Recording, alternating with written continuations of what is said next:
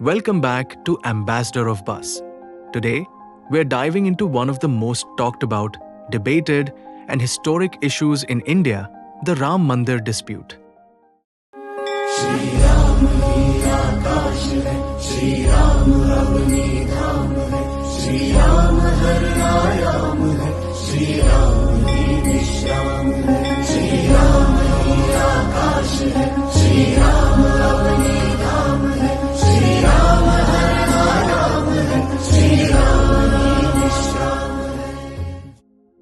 This isn't just a story of a temple. It's a tale of faith, politics, law, and identity that spans centuries. So, buckle up as we unravel the entire saga, from its ancient roots to the historic Supreme Court verdict. और मंदिर वहीं बनाएंगे, उसको कौन रोकेगा? In Uttar Pradesh Ayodhya district, formerly known as Faizabad, lies a 2.77-acre plot of land, identified as plot number 583. This land is at the heart of India's oldest and most significant land dispute. Today, the Ram Temple is being constructed on this site. The larger area, totaling 67.7 acres, surrounds the disputed land, but the actual contention centered on just 0.313 acres within it. Our story begins in Ayodhya, Uttar Pradesh, the birthplace of Lord Ram, one of Hinduism's most revered deities. Around 500 BCE, ancient Hindu texts like the Ramayana, Bhavishya Purana, and Lomesh Ramayana mention Ayodhya as the capital of the Kosal kingdom. According to these texts, Lord Ram's son, Maharaja Kush, constructed the first Ram temple at his father's birthplace in Ayodhya. Successive generations of rulers maintained the temple, with 44 kings ruling the region. In 57 BC, Ujjain's king Maharaja Vikramaditya visited Ayodhya during a hunting expedition. Inspired by Ayodhya's spiritual significance, restored the Ram temple and redeveloped the city, ushering in a period of prosperity acknowledged in the Supreme Court's judgment, page 673. Fast forward to 1528. The first Mughal emperor, Babur, reportedly built the Babri Masjid on this site, a 2.77-acre plot located in a village, Ramkot or Kot Ramchandra, where Kot translates to a fort or stronghold. Historical records, including Tarikh-i-Awad by Muhammad Qasim and Akbar-i-Mazud by Abd al-Qadir, indicate that the mosque was built on the site of a pre-existing temple. This set the stage for centuries of contention. During British rule, the dispute escalated. In the 1850s, communal riots broke out in Ayodhya over access to the site. The British erected a fence to separate Hindu and Muslim areas, allowing Hindus to worship outside the mosque while Muslims prayed inside. This uneasy truce lasted for decades. In 1838, British administrator Robert Montgomery Martin surveyed the disputed site and reported evidence of a temple's prior existence, though he couldn't confirm if the mosque was built after demolishing the temple or on vacant land. His findings, cited in the Supreme Court's judgment, pages 669 to 71, reinforced the belief that the site was Ram Lalla's birthplace and that the Babri Masjid had been constructed there. On 27 January 1885, Mahat Raghubir Das filed the first court case, seeking permission to build a temple on the outer courtyard. The court rejected the plea, stating that it was too late to undo history. Then, on 27 March 1934, an incident of cow slaughter in Shah Jahanpur, Ayodhya, triggered riots damaging the Babri Masjid. The British repaired it, imposing fines on Hindu rioters. Muslims avoided namaz there, citing Shariat violations, while Hindus continued worship in the outer area, underscoring tensions and dual religious use of the site. If you wish to know more details, kindly visit the link in the description. After India gained independence in 1947, the dispute intensified.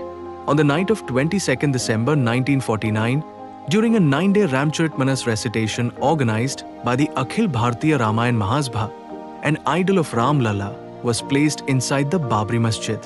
The next morning, large crowds gathered, claiming it to be a divine emergence, Muslims alleged foul play.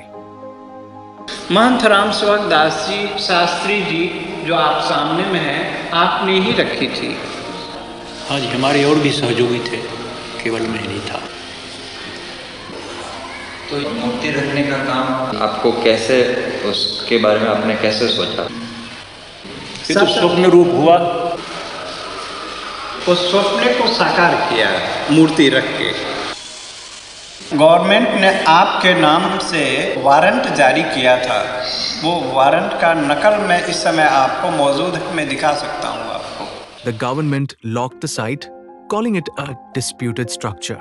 On 16th January 1950, Gopal Singh Visharad filed a case in Pazabad court, seeking permission to offer prayers.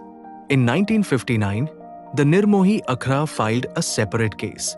So, looking at all these things, the court takes it seriously and orders that this entire disputed area would have an official map ready. This order was issued on 1st April 1950. On 25th June 1950, the local commissioner submitted to site plans of the disputed area, one showing the mosque and the other detailing the surrounding locality. In 1961, the Sunni Waqf Board filed a case claiming ownership of the land. The battle was now legal, political, and communal. The 1980s saw the rise of the Ram Janmabhoomi movement, spearheaded by the Vishwa Hindu Parishad (VHP) and supported by political parties like the BJP. The demand was clear: rebuild the Ram temple at the site of the Babri Masjid. By April 1984, the VHP launched a nationwide campaign for the Ram temple, including Rath Yatras. The September 1984 Yatra was halted after Indira Gandhi's assassination. By October 1985, the VHP resumed Rath Yatras at 25 locations, gaining massive support as Advani united RSS, BJP, and VHP efforts, making the temple a central political issue. On 25 January 1986, lawyer Umesh Chandra Pandey appealed to lift restrictions on Hindu worship at Ramlala. The High Court ordered the gates opened. The lock was opened within 40 minutes of the court order, which was broadcast live, raising suspicions of political motives, with Rajiv Gandhi accused of appeasing Hindus post-Shah Bano case. Tensions escalated as Hindu groups demanded the temple, and Muslim groups formed the Babri Mosque Action Committee. However, the Sunni Central Waqf Board remained the only Muslim party in court. On the Hindu side, the Nirmohi Akhra, representing the priests of Ram Chabutra and Ram Lalla himself as a legal entity, became parties to the case. Indian law permits deities to be represented in court, with worshippers presenting evidence on their behalf. In 1989, Devki Nandan Agrawal, a former judge and VHP leader, presented all documentation on behalf of Ram Lalla in the court case. After his death, Trilokinath Pandey took over the representation. With each passing step, the VHP and RSS advanced their efforts to construct the Ram temple. As elections approached, the BJP also decided to join the movement. In November 1989, Lal Krishna Advani announced a Rath Yatra, distinct from the VHP's Rath Yatra. This journey commenced in September 1990 from Gujarat's Somnath temple and was meticulously organized by Narendra Modi, earning him considerable praise. मैं इस मंच के माध्यम से पुनः श्री अडवाणी जी से appeal करना चाहता हूं, अपनी यात्रा को स्थगित कर दें, स्थगित करके वो दिल्ली वापस चले जाएं।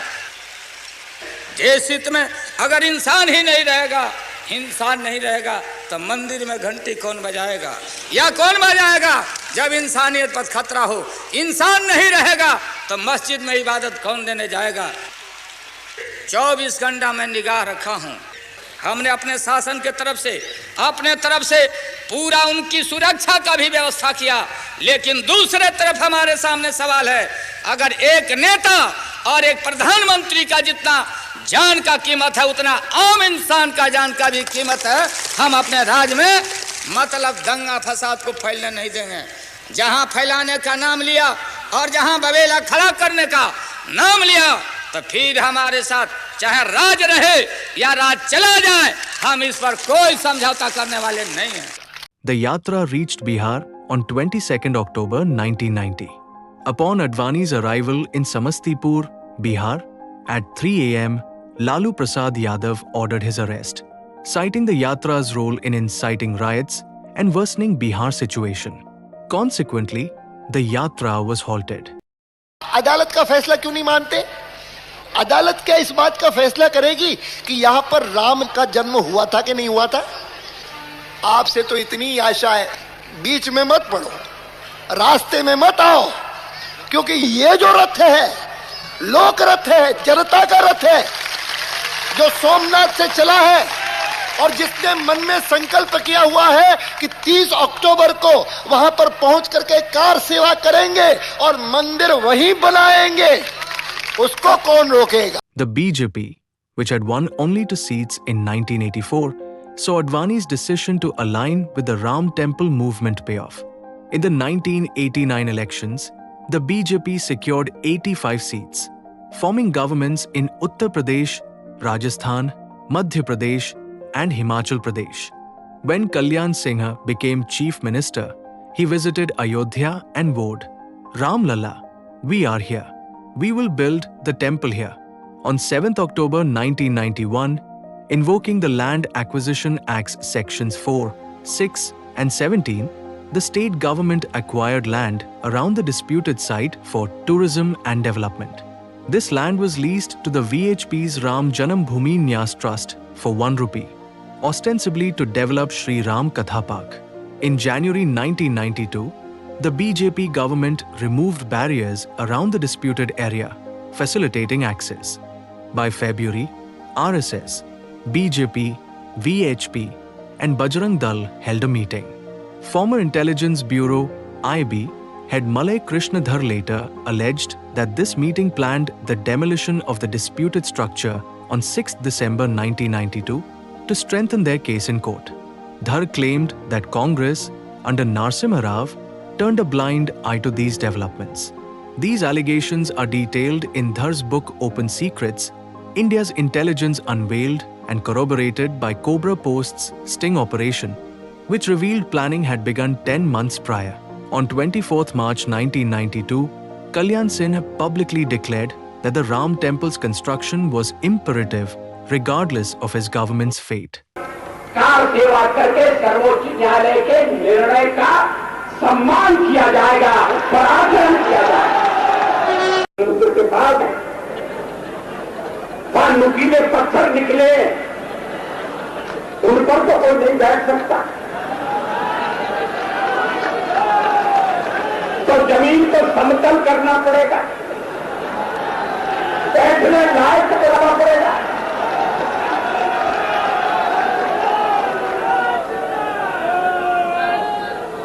यज्ञ का आयोजन होगा।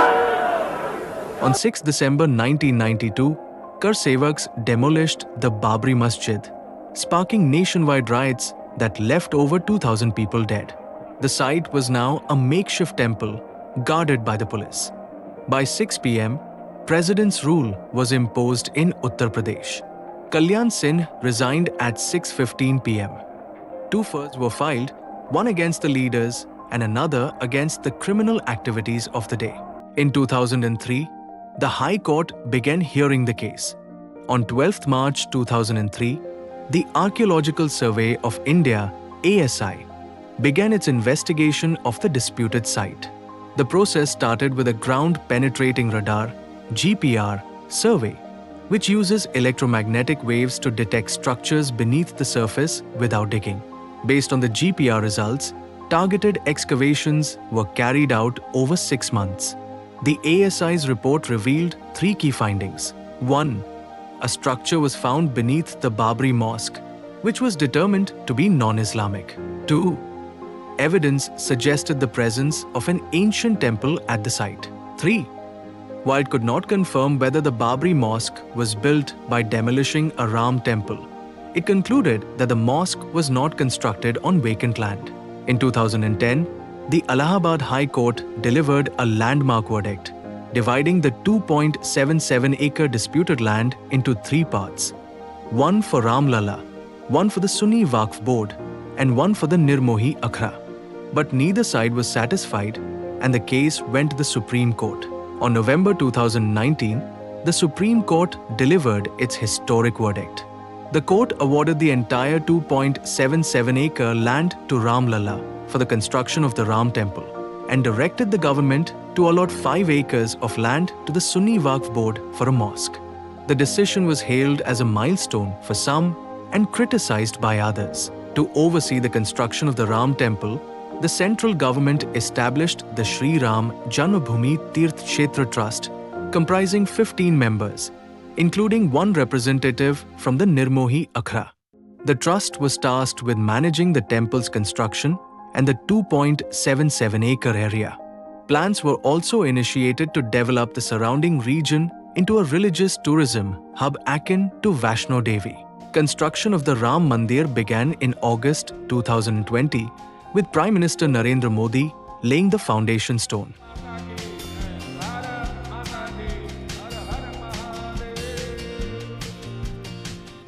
The temple doors opened for devotees in 23 January 2024. Visiting Ayodhya in December 2024 was truly a once-in-a-lifetime experience, one that words can barely capture. The air was filled with devotion, and the sight of countless devotees from across India and the world coming together to offer their prayers was profoundly moving.